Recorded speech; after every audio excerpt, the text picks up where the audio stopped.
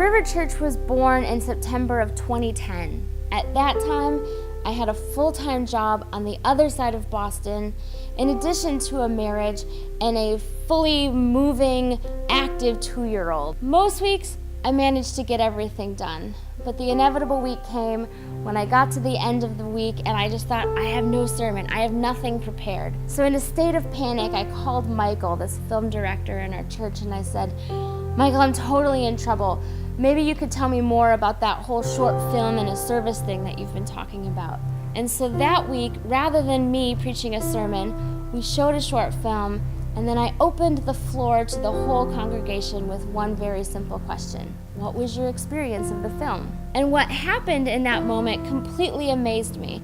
I basically have 2 measurements for whether or not a discussion is a success. One is, do grown men cry? Seems like a meaningful measure. And the other one is, do the shy people talk? And in that one setting, both things happened in the same day, and I thought, we've nailed something here. We need to do this again. And so we made a plan to make sure that short films became a regular part of our sort of liturgy in some ways, that we would do this on a regular basis. Well, it didn't take long after that before I felt like it's sort of hard to find the materials that I'm looking for. So I called Michael back up again, and I said, you know, Michael, I've been thinking, you need resume material, I need short films. What if we made short films together? Wouldn't that be great? In about 5 minutes, we started to have plans going, and we started to brainstorm how that could be possible. And I think what I like best about making movies in a church setting is that people tend to remember things that they hear in story form.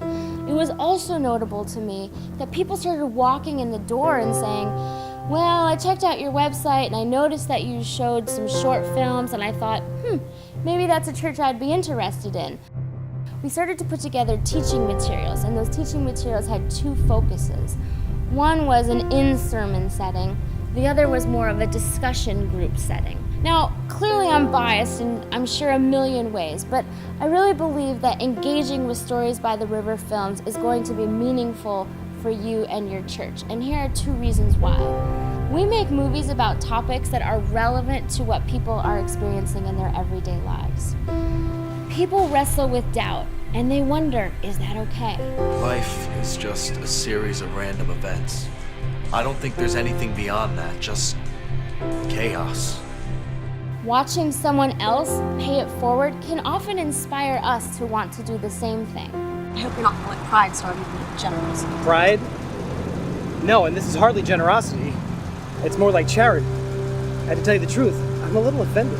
Because I assumed you needed help. Yes. I mean, no. Yes, yeah. Precisely. All of us go through conflict sometimes, and we often wonder if we have what it takes to work through those conflicts. Are you in conflict? No. Yes. And then there's just the controversial topics. What are we gonna do if the person closest to us comes out to us? My parents sent me to the shrink because they thought I had issues. Because you're gay? They thought that someone had done this to me.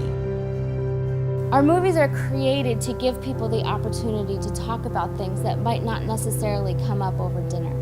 And then the second thing, changing up your routine will provide the opportunity for your group to be awakened to purpose and meaning. Sometimes changing our regular routine can be the best catalyst for changing our lives.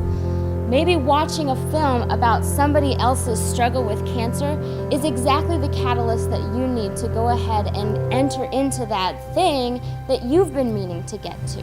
Rachel, is it too soon? Tom, I have cancer. It's not too soon. Tom, it's too late.